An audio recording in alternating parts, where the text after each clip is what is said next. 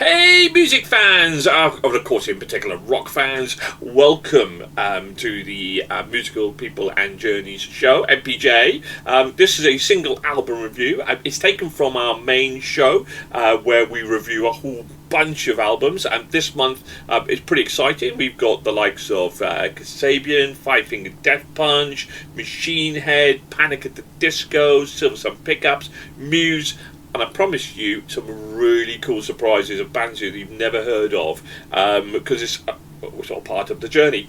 So please go and check out our YouTube channel if you enjoy the show, and check out more reviews, and of course the old YouTube plea. Please like and subscribe, and please enjoy. Thanks very much. So welcome to our headline act on Stage Vengeance, and it's called Stage Vengeance because of our headline act with their new album, Viva La Vengeance. Not Last Vengeance, I got stuck there. Viva La Vengeance, Panic at the Disco. Well, is it a rock album? Let's go and find out. So we're going to start with you, Trish. Panic at the Disco. I know you're a fan. And what did this do for you? Right, so Panic at the Disco's 7th album. The album splits its influences between Queen and Kiss. Viva La Vengeance is a very different Panic at the Disco album. It's more like a musical album to me, like High School Musical. It's upbeat, had me bopping along. But again, this album is going to be like Marmite. You will either love it or hate it. Would you say this is a rock album?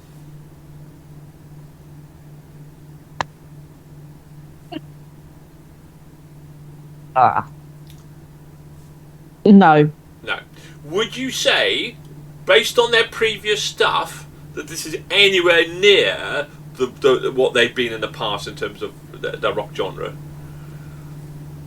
No, it's definitely more. Yeah, the High School Musical phrase. Was it's yeah. Okay, all right. I'm just prepping for what's to come. Okay, I'm just prepping for what's to come. Ian, I'm gonna get crucified, aren't I? No, you're not. I think the album will be, but you're not going to get crucified at all. So no, not at all.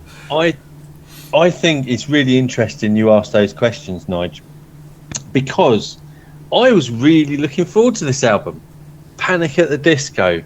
That's some great stuff in the past, and I've only heard their really commercial stuff. I haven't actually listened to albums before. And in the Song Quest contest, we had someone entered Into the Unknown, the cover of the song from Frozen 2. Wow, just beautiful. That was amazing. And then I found out that Panic at the Disco had been a contestant on The Voice, I think it was, but I don't know whether that was the UK Voice or the Australian Voice, I think. And I'm like, oh, that's weird. That's a really odd part, because normally you when you see well-known people on The Voice, it's because they're either having a comeback or they're apparently wanting to rekindle their career, and it's a clear PR move. And I didn't think that Panic at the Disco needed either of those, so I was really confused. Then listened to this album, and all made sense. They're going for that new audience by being on The Voice. That's the only conclusion, or they're just for this album they're going that to bring more people in, maybe listen to their back catalogue.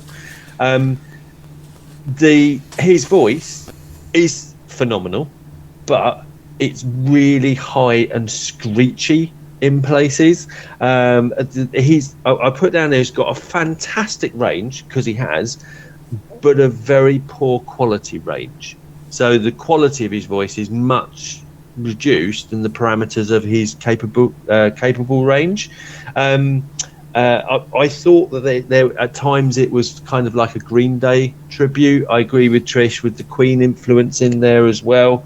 And if we remember right back at the beginning when we were looking at White Spirit, I mentioned that they had a song called Rock and Roll is Good for You, which is great. And Panic at Disco said God killed rock and roll.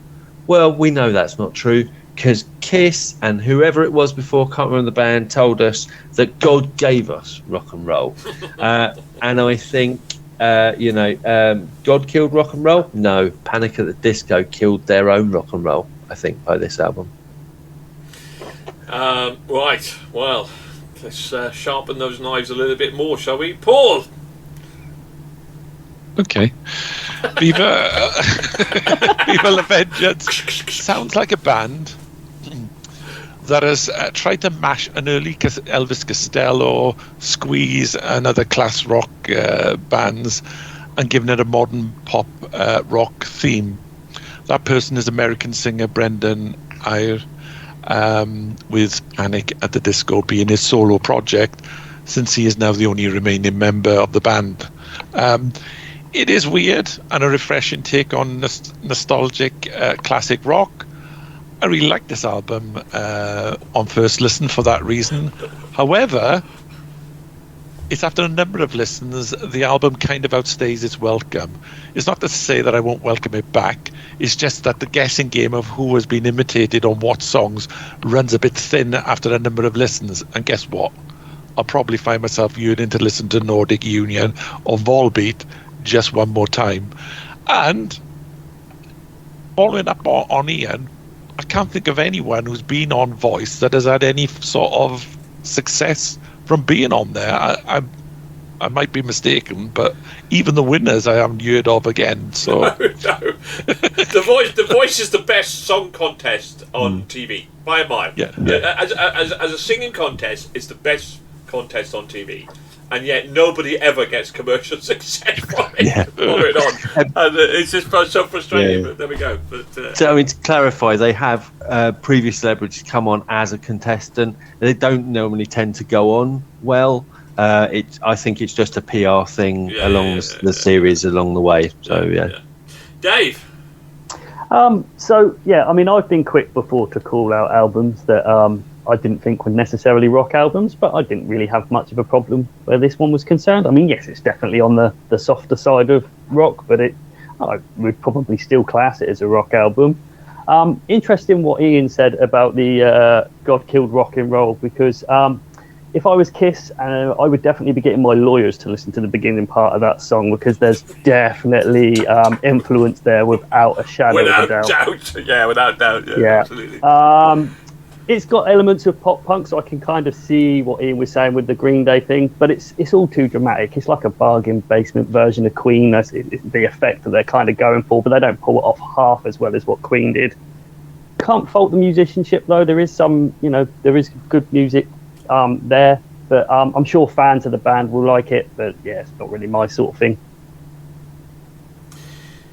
I don't get it, Paul. I really don't get it. I'm going to come here on a bit of a left swing in here, because you slated Imagine Dragons as not a rock album, okay? And it was more a pop album, and you rated it down. That Imagine Dragons were far more rocky than this piece of trash. I mean, this is pop rock. This is pop. This is commercial pop rock.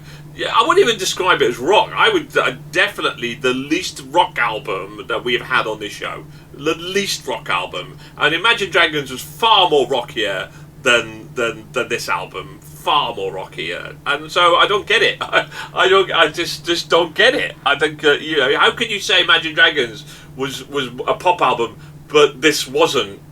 Because this was far more poppy and commercial than Imagine Dragons by a mile. Well, like I mentioned Elvis Costello and the Squeeze. You mentioned Kiss. You mentioned Queen. I haven't. No, I'm just saying that I mean, if I spent time naming different tracks, they would. Would you class all of those as a classic rock? Yeah, I think you would. I would anyway. So I don't think they sounded anything like them. I mean, anyway, that's my personal opinion. This is a very disappointing album. I mean, based on the fact that I love Panic at the Disco and I love some of their tracks. Don't get me wrong, it wasn't all pap. The opening track was okay. There was a couple of okay tracks in there, but this was so commercial, aiming for that pop kind of market, and I'm very much away from that rock vibe that Mika, that sort of approach that they've had, and the Queen. I mean, it was so far off track to what they'd previously done. So far off. It was very much very much an average album. I'd say it wasn't horribly bad, but it wasn't particularly a really good album at all. Really, it was quite disappointing. So, but yeah. Anyway, and I want now. Can I just make one statement to defend myself? How would Iron Maiden sound without any guitars on it? Would you class that as rock and roll or heavy metal? That's a nonsense question. How can you define rock and roll without the music? You can't just say it's got music. It's got music, but no guitar. Huh? If it had no guitar, would you class it as rock? Yeah, because of the drums. You'd still class it as rock. I don't know. I mean, that's a daft question. I don't get why you're asking. No, because that's what happened with Imagine Dragons album. There was only 1 or 2 tracks where I could actually hear a guitar on it. Well, I kind of need to listen to that again then. I think I get where Paul's coming from. Because there was guitar. There was guitar on Panic at the Disco. Yeah, it was pop guitar. It was pop rock, classic rock style, but. It's still, to me, that was still. It's all personal perspective as mediator. Yeah, I'm just depending my opinion on the Imagine Dragons. I barely heard a guitar on it. It was just. And that was where the whole thing started, wasn't it? With Imagine Dragons, are they a rock album, rock band? And again, it's all personal. Don't get me wrong. As a band, Trish, yeah, they're a modern rock band. I mean. I think it's, media calls them a studio band or whatever, or stage band, or arena band, which I think is a bit of an insulting term, really. But definitely they're a rock band. But the last 2 albums have not been rock albums. Paul enjoyed the Imagine Dragons album. Okay, he gave it a 3.5, but he wouldn't. But on the show he give it a 2 because it wasn't a rock album, and so. Therefore, this for me personally was less of a rock album than the Imagine Dragons. I think this was more of a pop album than I thought that this was a pop album that was influenced by rock, but it wasn't a rock album. And it's really interesting you mentioned Mika as well, because I think this shows how fecking good Mika actually is. When you compare the vocals next to each other, both have got great range, but Mika's got so much talent. The only good thing about Mika is his voice. That's about it. But there we go. Anyway, right, okay, let's crack on then for our penultimate. We split down the middle. Trish. 3.5 out of 5. Ian. Viva Las Vengeance gets 2 out of 5 from me. 5. Paul. Well, I was going to give this album a 5, but after everyone's you thought you'd pop that in, did you? After all the comments, I've rethought about it. The best power metal album, isn't it? So, Paul, as a rock album, what would you give it, and then how much? Yeah, as a rock album, I'd definitely give this as a pop album, I'd give this a 5, but as a rock album, I'm giving this a 3. And how much for a power metal album? That'd be a 0, I think. Yeah. Okay, Dave. It gets a 2 out of 5 and a cease and desist letter from Kiss's lawyers, I think. 2 out of 5 for me as well. 2 out of 5 for me. Okay, so 6, 9, 12 and a half. Oh, very much split down the middle, really, isn't it? So on that score, but there we are. So right, well, that is our stage vengeance, and I hope you enjoyed the show.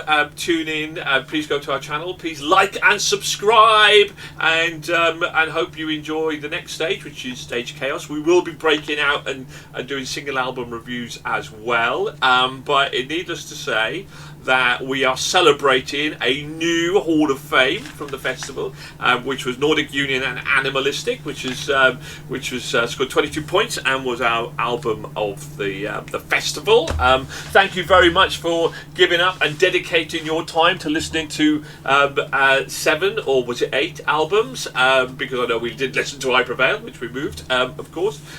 Did anybody listen to I Prevail, by the way? Yes. I wish I hadn't. Not quite your cup of tea as well, didn't you? So, Ian, I know you.